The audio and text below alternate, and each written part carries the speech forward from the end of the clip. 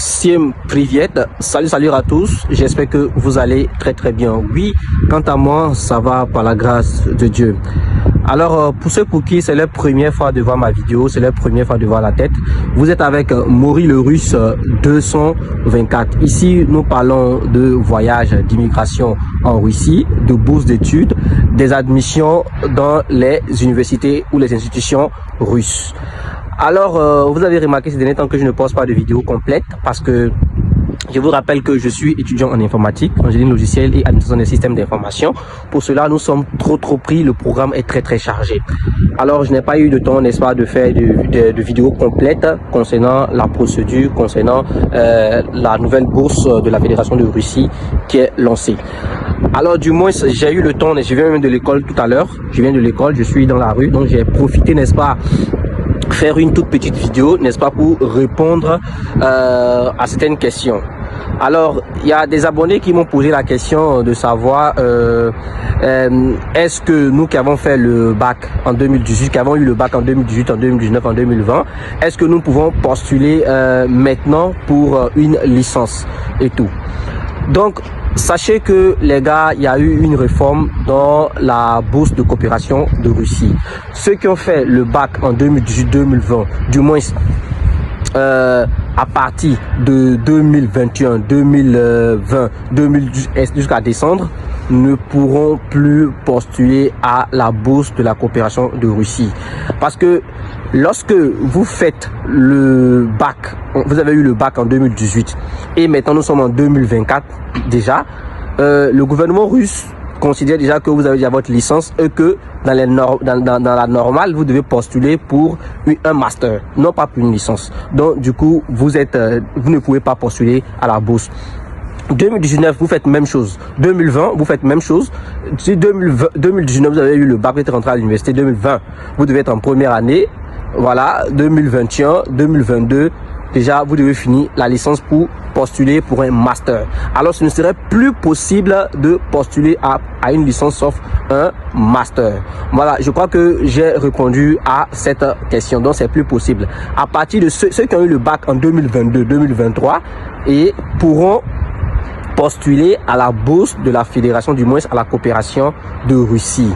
Alors, la deuxième question, n'est-ce pas, qu'ils m'ont posé, c'était de savoir est-ce que ceux-là, n'est-ce pas, est-ce que l'âge compte? Oui, bien sûr, les gars, l'âge compte. Un vieux de 35 ans ou bien de 59 ans ne peut pas venir postuler à une licence en Russie. Ce ne serait pas vraiment possible. Ce ne serait pas vraiment possible. Donc, voilà, la licence. Normalement, la Fédération de Russie prend jusqu'à 35 ans pour la licence. Mais le problème, c'est quoi? Il faut comprendre que c'est une bourse de coopération. Du moins, la Russie est en partenariat avec d'autres pays. Et ces pays-là, n'est-ce pas, ont des comités de sélection dans les pays avec lesquels la Russie est en coopération. Donc, si par exemple, je prends vraiment le cas de la Guinée. Le cas de la Guinée, les boursiers sont gérés par le SNAP. Alors, le SNAP, c'est là que vous déposez vos dossiers. Et ceci-là, n'est-ce pas, pose aussi les conditions puisque c'est une bourse qui doit aller de pair avec le pays, n'est-ce pas, le pays à qui on offre la bourse et le pays aussi qui offre la bourse, c'est-à-dire la Russie et la Guinée. Donc, vous déposez vos dossiers physiques là-bas et le pays, par rapport à ces critères, n'est-ce pas, vous sélectionne. Si le SNAP dit, sauf ceux qui ont par exemple 21 ans, qui pourront postuler à la bourse et du moins qui ont aussi eu le bac, n'est-ce pas, à partir de 2022, qui pourront postuler pour une licence, alors vous devez respecter ces critères-là. Maintenant, ceux-là, n'est-ce pas, qui sont dans un pays, n'est-ce pas, dont leur pays, disons, leur pays ne gère pas la bourse, voilà, c'est-à-dire c'est un contrat direct, une bourse directe offerte directement par la coopération, plutôt par l'État russe. Alors là, vous postulez en ligne vous-même, n'est-ce pas, et vous suivez votre candidature, voilà, afin d'attendre un résultat favorable. Voilà comment voilà comment les choses se passent. Vous m'excusez beaucoup parce que ma main est vraiment, disons, congelée. Parce que là, je suis dans la rue, je suis en train de marcher. Du coup, j'ai dit, je vais faire une toute petite vidéo. Alors, du coup, vous devez vraiment vérifier cela. Tu ne peux pas dire que tu as 28 ans et tu vas postuler pour une licence. Non. Moi, je vous conseille, les gars. Moi, je dis, ceux qui veulent vraiment... vous êtes ma communauté. Je ne peux pas vous mentir. Je ne peux pas vraiment vous mentir. Donc, ceux qui ont jusqu'à 25 ans peuvent postuler pour une licence et aussi qui ont eu le bac au moins, voilà, disons 2022, voilà, qui ont eu le bac 2022 et 2021. 2021, 2022 jusqu'à etc. Pour ceux-là, n'est-ce pas, dont leur pays n'est pas en coopération avec la Russie. Mais jusqu'à 2022, pour ceux-là et qui ont, n'est-ce pas, leur pays ont une coopération avec la Fédération de Russie, là, il faudrait que, n'est-ce pas, vous ayez le bac de 2022 pour postuler. J'espère que vous m'avez fait compris. Si vous voulez vraiment pas un refus, il faudrait, n'est-ce pas, que vous respectez ces critères-là.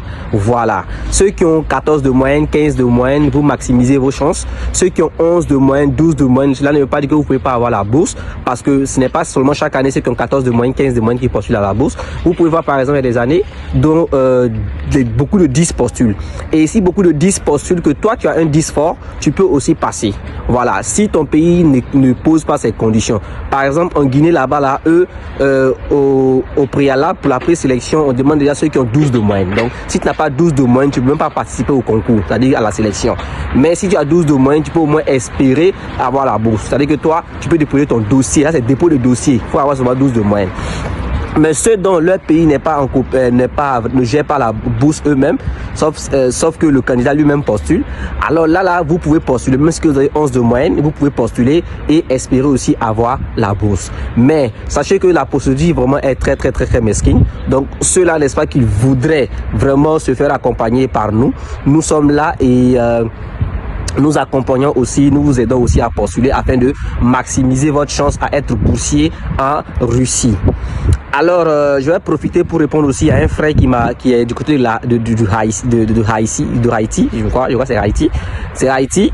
Il disait que, voilà, monsieur, est-ce que c'est possible, après l'obtention de la bourse, de quitter en Haïti, voilà, puisqu'il y a un problème politique. Voilà, l'année passée, on a fait la procédure, n'est-ce pas, pour une fille. Voilà, si elle est là, elle est sur Facebook ou sur YouTube, elle pourra témoigner. Voilà, elle aussi, elle est en Haïti, malgré les problèmes. C'est vrai, il n'y a pas de vol direct de Haïti en Russie.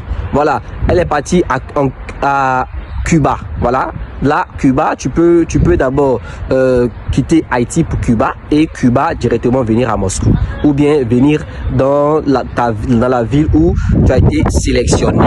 Donc c'est un peu ça. Donc les gars, si vous avez aimé la vidéo, c'est tout pour aujourd'hui. Ceux-là qui ont des questions, vraiment posez ça en commentaire.